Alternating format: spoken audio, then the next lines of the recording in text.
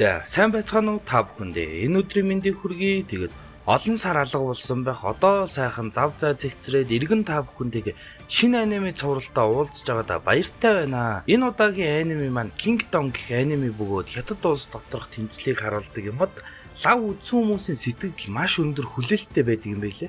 Тэгээд залхуу пицца нь ууг нь ийм стратегийн төрлийн дундад зууны үеийн гэмээр түүхэн дуртай болохоор ууг анимыг үзэх гэж олон оролцсон ч зураглал нь үнэхээр муу байгаад эхний ангийнч бүтэн үзэж чаддаггүй байжгаад саяхан нэг комент олж уншлаа л да. Тэгсэн эхний си즌 л зураглал жалга болохоор хүмүүс тоож үздэггүй маа. Гэхдээ нэг үзэх юм бол тасархай аниме шүү гэхлээр зориглоод эхлүүллээ. Гэхдээ одоохондоо дайжгүй шүү. Юу ч гэсэн та хэдтэй сайхан яриад тайлбарлаад өгье.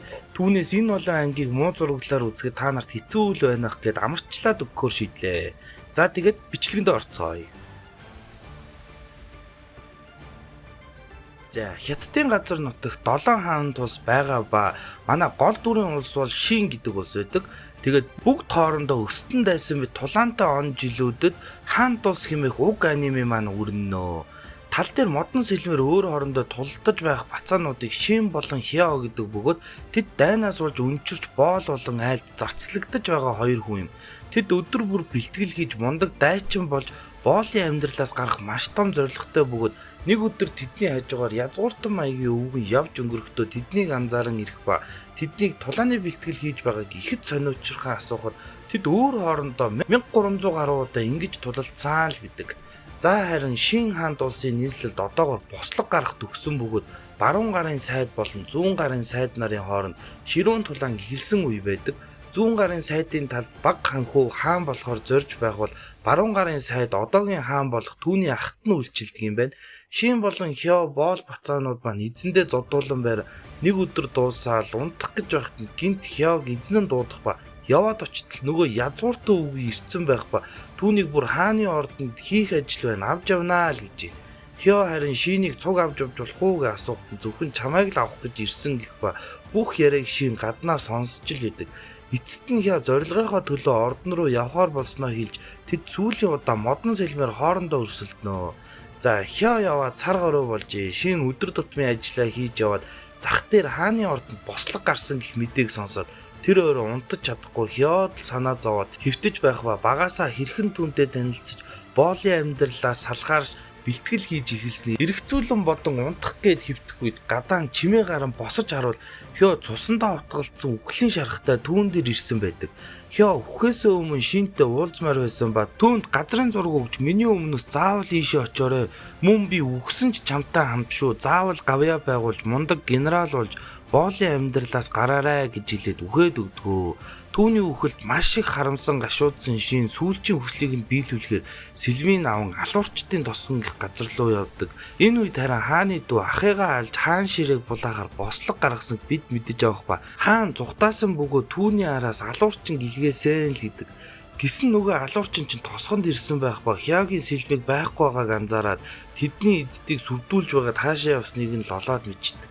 Шин харин алуурчдын тосгонд ирсэн байх ба хідэн залуус түүнийг дээрэмдэх гэсэн ч юм болдгүй. Аргагүй тосгоны залуус бүгд цуглан түүнрүү дайрах Шин модон сэлмээрээ тэднийг нялга нүдэж өгдөг шүү. Энэ нь тэр жоохносоо эхлэн бэлтгэл хийсний ач ба нэлээд чадварлаг болохоо харуулдаг. За тэгээд явсаар нөгөө газарт нь ирэхэд дотор нь Хяо дүрээрөө сууж байдгийн манай үнд шокр бол гайхаж байхад өнөөх алуурчин араас нь төдөлгөө нэхэд үрээд ирнэ. Тэгэн хэрэг занглааг тайлж өгнө. Энэ бол Хяо биш харин Шин улсын эзэн хаан ба Хяо хаантай маш адилхан байсан хааны оронд түүний өрх болгон ашиглахаар нөгөө язгууртаа өвгөн авч явсан л гэдгийг. Энэ бүхнийг сонссон Шин бүгдийг нь ойлгон уурлах ба эхлээд түүний хөнөөсөн алуурчингаас өшөөгөө авахар түүнтэй тулалддаг. Харин энэ үед хааны дүү ахыхаа толгой хүлээсээр л хідэн сайд нараа дээрлэхэд л ээж идэг.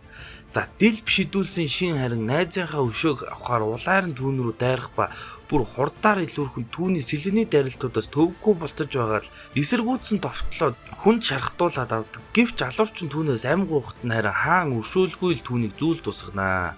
Тэгэн Шин хаанаас Хяогийн өшөөг авах нь гэтэл гинэт их цэрэг нүргэлэн орж ирж тэднийг бүслээд нөгөө алуурчны тосгоныхын юучгүй хядаж л байдаг шүү. Бүслэгдсэн тэр хоёр яаж зүхтгаа мэдэхгүй сандарч байхад тосгоны Тэн гих жаал нууц гарцыг мөнгөөр санал болгох ба тэд тэр гарцаар зүхтааж чаддаг.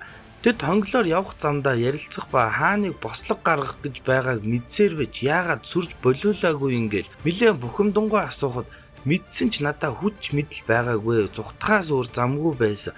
Миний ард тал болох баруун гарын сайд Вэ улс руу дайн хийхээр явсан. Тиймээс шоу бүнкүү гих сайдтай зүхтаах төлөвлөгөө боловсруул зүхтааж нуугдах мөн уулзалтах газрыг бэлдээд буцаж байх замдаа гайхалтайгаар хёг олсон л гэдэг. Тэгэхэд шин уурлан хааныг шаагаад лавлаа шүү. Мэдээж мэдсээр байж миний найзыг золиосны хүн болгосон гээл. Тэгсэн хё харин энэ бүхнийг ямар аюултай болохыг мэдсээр байж өөрөө зорин хийсэн болохыг нь хэлж өгдөг.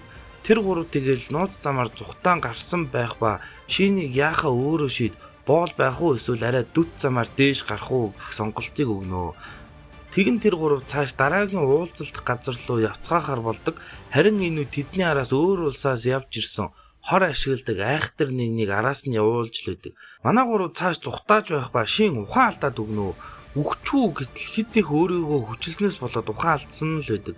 Гэвч тэд цааш явах ёстой учраас хаан маань түүнийг үүрээд шүнжэнгөө л гүүгээд тэгтгээ. Өглөө болж түр амс хийхэд шин сэрэх ба түүний үүрж энэ хүртэл ирсдгийг сонсоод бодол нь жаахан ч гэсэн өөрчлөгддөг. Тэгээд тэд цааш явсаар хадан дун нуугдмал байх нэгэн хуучин сүмд ирэх ба энд тэдний уулзалтаар товлсон газар ажээ. Хүнс хангамж сайн бэлдсэн байх ба тэн шууд л хоол хийж боол байсан шин маань нэг сайхан гиз гараад авнаа. Гэвч 400 жил болсон хэрнээ огт муудаагүй байх юм гээд гайхширхад 400 жилийн өмнө уулын овгийн хүмүүстэй шин улсын хаан найрамдан тэдэнтэй энд уулзалтаж худалдаа наймаа хийж найрамдаж байсан газраа л гэдэг. Гэвч тэр хаан нас барахтаа зэрэгцэн уулын хүмүүс шин улстай найрамдлаа тасалсан. Тэгэд өнөөх хааныг хүндэлдэг учраас өдий хүртэл хаяада уулнаас бууж ирж уг сүмийг арчилдаг байсан л гэдэг. Өө нэрээ энэ тэн гих хүүхэд ч уулын овгийн хүн гэж байгаа шүү.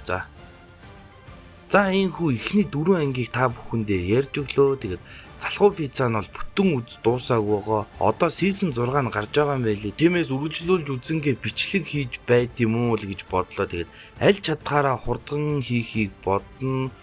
Хойд бичлэг хийгээгүй айгүй юу вэ? Тиймээс ихний партиг бүр амар богино байлглаа. Яагаад тэгэхээр нэг ихнийхээ ингэж нэг тест маягаар оруулчаа дараагийнхаа алдаад дутагдлуудаа засаад илүү сайн чанартай гаргая гэж бодлоо. Тэгээд мөн тэгэл өөр анимед оруулж байх болохоор хэдий богино ч гэсэн тизер болгоод төрдөө үзээд л байж байгаараа. За тэгэд энийг үргэлжлүүлэх хэсгээ та нар комментоор хэлээрэй. Тун удахгүй тэгээд эргээд ирнэ. Баярлаа.